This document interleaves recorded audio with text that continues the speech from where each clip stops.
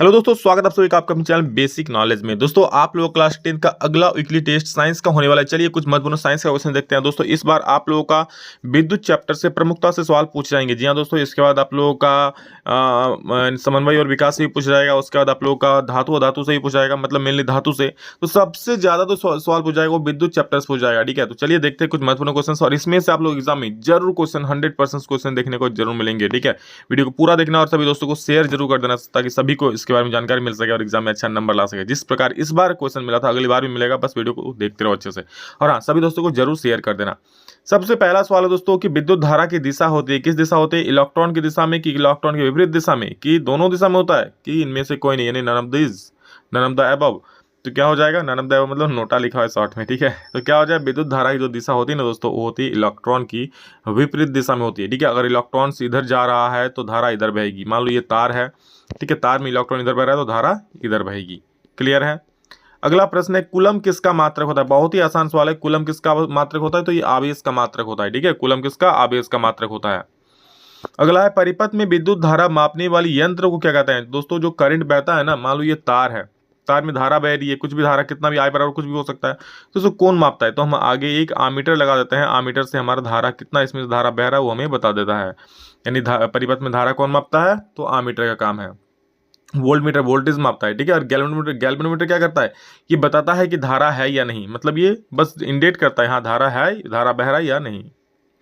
परिपथ में विद्युत धारा किधर बहती है? चलो भाई, धारा बहती तो सही है परिपथ में, पर किधर बहती है? धन टर्मिनल से ऋण टर्मिनल की तरफ, कि ऋण टर्मिनल से धन टर्मिनल की तरफ, कि दोनों की इनमें से कोई नहीं, यानी कि नोटा। तो दोस्तों याद रखिएगा, परिपथ में जब भी धारा बहती नहीं है, मान लो परिपथ है आप लोग का, ठीक है, यहाँ से ये परिपथ शुरू होता है, इस प्रकार से जाता है। ठीक है, इस प्रकार से मान लो यहाँ पर एक बल्ब लगा हुआ है, इस प्रकार से यहाँ एक बल्ब लगा के चल गया, फिर इधर, फिर इस प्रकार आके इस प्रकार, ये माइनस है ये प्लस है। ठीक है, तो धारा यहाँ से निकलता है, प्लस टर्मिनल से निकलता है, इस घूमते घूमते घूमते कहाँ? नेगेटिव टर्मिनल में आ जाता है, मतलब धन टर्मिनल से, ठीक है, पॉजिटिव एंड से नेगेटिव एंड की तरफ आती है, तो धन टर्मिनल से ऋण टर्मिनल की तरफ हो जाएगी। ऑप्शन नंबर क्या? ए। ठीक है, अगला प्रश्न देखिए, 1 C पर एस मतलब 1 कूलम पर सेकंड, 1 और C मतलब कूलम और प्रति सेकंड, तो 1 कूलम पर सेकंड किस क्या कहलाता है? तो 1 कूलम पर सेकंड को बोलते हैं 1 एम्पियर। सर 1 एम्पियर क्यों बोलता है? क्योंकि आप लोग याद रखना, I बराबर होता है Q/T, ये फॉर्मूला होता है। Q का मात्रक क्या होता है? कूलम होता है, और T का मात्रक सेकंड होता है, और I का मात्रक एम्पियर, मतलब 1 एम्पियर बराबर 1 कूलम पर सेकंड हो जाएगा। ठीक है, तो ऑप्शन नंबर 1 का 5 का ए हो जाएगा।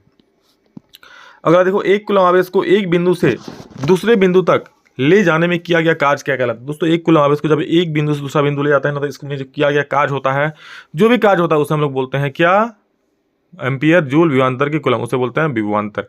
ठीक है, बस वही चीज है, एक कूलम आवेश को एक दूसरे एक किया हम लोग कार्य क्या कहलाता है? तो ये एक विभवांतर कहलाता है। ठीक है, विभवांतर मापने वाले यंत्र, अब विभवांतर को किससे मापेंगे? तो वोल्टेज को किससे मापेंगे? वोल्ट मीटर से मापेंगे। ऑप्शन नंबर बी हो जाएगा।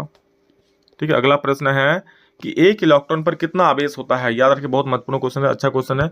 एक इलेक्ट्रॉन पर दोस्तों 1.6 इंटू 10 के पावर में -19 कूलम इलेक्ट्रॉन होता है। ठीक है, यानी 1.6 इंटू 10 के पावर -19 कूलम। ऑप्शन नंबर 1 बिल्कुल सही हो जाएगा। ठीक है, ये है 1.6 इंटू 10 के पावर -19 कूलम, और लास्ट वाला भी है शायद 1.6 इंटू 10 के पावर -19 कूलम। ठीक है, तो दोनों ही ऑप्शन सही है, याद रखिएगा, एक भी सही है, 4 भी। तो आप लोग बस याद रखना 1.6 इंटू 10 के पावर -19 कूलम इसका उत्तर होता है। ठीक है, परिपथ के प्रतिरोध को परिवर्तित करने के लिए प्राय युक्ति का प्रयोग किया जाता है, जिससे कहते हैं, मतलब जो परिपथ में जो धारा बह रहा है, ठीक है, तो धारा बह रहा है या फिर उसको परिवर्तित करने के लिए, या फिर प्रतिरोध को परिवर्तित करने के लिए। ठीक है, प्रतिरोध को परिवर्तित मतलब प्रतिरोध को घटाया जा सकता है, बढ़ाया जा सकता है, इस प्रकार धारा का मान कंट्रोल होता है इससे।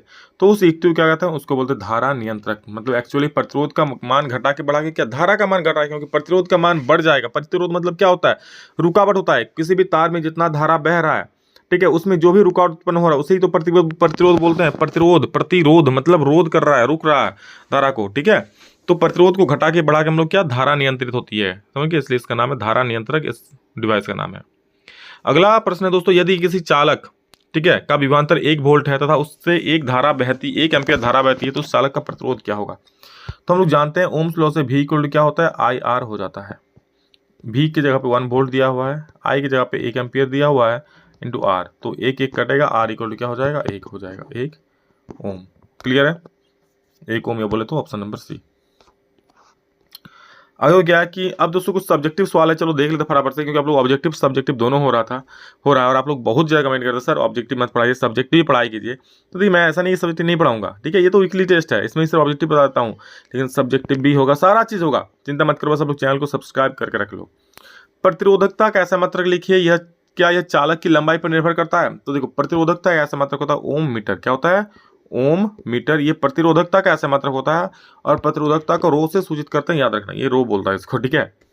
और चालक की लंबाई पर निर्भर करता है क्या? तो ये चालक की लंबाई पर बिल्कुल भी निर्भर नहीं करता, ठीक है। चालक की लंबाई भले ये इतना लंबा तार हो या फिर इतना लंबा तार हो, उसका प्रतिरोधकता सेम होता है। प्रतिरोधकता मतलब कह लो उस तार का मटेरियल कि लोहा का बना है या फिर तांबा का बना है या एल्युमिनियम का बना है। तो एल्युमिनियम तार में इसका जितना प्रतिरोधकता होगा तो बड़े तार में भी उतनी ही प्रतिरोधकता होगी। ये मतलब लंबाई पे डिपेंड नहीं करता है, ठीक है। अब लंबाई होने से एल्युमिनियम का तार सोने का तार थोड़ी बन जाएगा, तो ये एल्युमिनियम का तो एल्युमिनियम का ही रहेगा, प्रतिरोधकता समान रहेगा। अगला प्रश्न है कि घरेलू विद्युत परिपथ स्रोतों के साथ समांतर क्रम में विद्युत उपकरणों को जोड़ने के 2 लाभ लिखिए। आपको पता है हम लोग जो भी घर में परिपथ में जोड़ते हैं, बल्ब फैन, उन सबको समांतर क्रम में ही जोड़ते हैं, किसी को भी श्रेणी क्रम में नहीं जोड़ा जाता है। क्यों? इसके 2 लाभ क्या क्या है देख लो। तो सबसे पहला कि प्रत्येक उपकरण को पूर्ण बैटरी वोल्टेज मिल जाता है। समांतर क्रम में क्या होता है, सभी को मतलब यहाँ पर विभवांतर मिलता है, अलग अलग अपने अनुसार विभवांतर मतलब वोल्टेज ले लेता है। लेकिन श्रेणी क्रम में क्या होता है, सभी को समान वोल्टेज, सभी को अलग अलग वोल्टेज मिलता है, ठीक है। श्रेणी क्रम में सभी को अलग अलग, एक मिनट, श्रेणी क्रम में सभी को अलग अलग वोल्टेज मिलता है। लेकिन जो समांतर क्रम है ना, ये अपने अनुसार वोल्टेज ग्रहण कर लेता है। मान लो किसी को 10 वोल्ट चाहिए तो उसके अनुसार 10 वोल्ट वो ले लेता है। किसी डिवाइस को 12 वोल्ट चाहिए तो 12 वोल्ट इस प्रकार से कनेक्ट होता है। देखो इस प्रकार से हो गया, यहाँ पर एक है, यहाँ पर एक प्रतिरोध है और यहाँ पर एक प्रतिरोध है, ठीक है, इस प्रकार से कनेक्ट है। अब यहाँ से धारा जा रहा है, अब मान लो इसको 12 वोल्ट का जरूरत है तो 12 वोल्ट इधर चल जाएगा, मान लो इसको 10 वोल्ट का चाहिए तो इधर 10 वोल्ट चल जाएगा। तो इस प्रकार से वोल्टेज मतलब विभवांतर बढ़ जाता है। लेकिन श्रेणी क्रम में ऐसा नहीं हो पाता है। एक उपकरण बंद अथवा खराब होने पर भी अन्य उपकरण प्रभावित नहीं होते। अब मान लो जैसे आपको 3 उपकरण दिखाए ना, यहाँ पर एक उपकरण है, यहाँ पर एक उपकरण है और यहाँ पर एक उपकरण, तो इसमें अगर कुछ खराबी होती है तो करंट इधर से नहीं बहेगा, ठीक है। बाकी इन दोनों तो अपना काम करता ही रहेगा, इससे कोई फर्क ही नहीं पड़ेगा। लेकिन वही अगर दोस्तों हम श्रेणी क्रम की बात करें तो यहाँ पर एक बल्ब लगा हुआ है, इसके आगे और एक फैन लगा दिया है, तो अगर ये बल्ब खराब हो गया तो भाई यहाँ से तो कनेक्शन ही टूट जाएगा, फिर आगे धारा ही नहीं जाएगा, तो यह फैन भी नहीं चलेगा, तो हो गया ना गड़बड़। इसलिए दोस्तों श्रेणी क्रम में एक उपकरण खराब होने से बाकी सभी उपकरण काम करना बंद कर देता है, जबकि श्रेणी समांतर क्रम में चीज नहीं होता है। अगला क्वेश्चन है कि विभवांतर कैसा मतलब क्या होगा, उस उपकरण का नाम बताइए जो चालक के टर्मिनल के बीच विभवांतर को बनाए रखने में मदद करता है। देखो विभवांतर कैसा मतलब सिंपल सा चीज है, वोल्ट, याद रखना, बहुत फेमस क्वेश्चन है। बैटरी के चालक के टर्मिनल के बीच विभवांतर, अब जो चालक के टर्मिनल है उसके बीच में विभवांतर कौन बनाए रखता है? बैटरी। तो याद रखिएगा बैटरी क्या करता है, बैटरी चालक के टर्मिनल के बीच विभवांतर को बनाए रखने में मदद करता है, ठीक है। चालक के टर्मिनल के बीच में जो विभवांतर होता है उसको बनाए रखने में मदद करता है कौन? बैटरी। बैटरी बिल्कुल अपना वोल्टेज छोटा है बैटरी, और बैटरी से तो चल रहा है, तो ये आप लोग का वोल्टेज बनाए रखने में मदद करता है कौन? बैटरी। परिपथ क्या है देख लो, अंतिम सवाल, परिपथ क्या है? तो विद्युत स्रोत से विभिन्न घटकों से होकर विद्युत धारा के बहने के पथ को विद्युत परिपथ कहते हैं। विद्युत परिपथ, पथ मतलब रास्ता, किसका रास्ता? विद्युत धारा के, तो विद्युत धारा के बहने के रास्ते को ही विद्युत परिपथ कहते हैं, ठीक है। विद्युत स्रोत से विभिन्न घट, विद्युत स्रोत मतलब बैटरी से होकर, विभिन्न स्रोत से होकर, या तो बल्ब में गया, फैन में गया, जहां से भी गया, सभी स्रोत से होकर बहने वाली विद्युत धारा के पथ को ही क्या बोलते हैं हम लोग? विद्युत परिपथ बोलते हैं, ठीक है। तो चलिए लास्ट में और एक ऑब्जेक्टिव क्वेश्चन है जिसका आप लोग कमेंट में आंसर करोगे सभी लोग, बहुत ही फेमस सवाल है, चलो देखो और उसका कमेंट सभी लोग आंसर में कमेंट में आंसर करना, ठीक है। दोस्तों सवाल आप लोग देख सकते हैं स्क्रीन में, क्या है कि घरेलू परिपथों में श्रेणीक्रम समझ, ये तो नहीं, ये नहीं था, दूसरा सवाल था, देखो ये वाला सवाल था ये।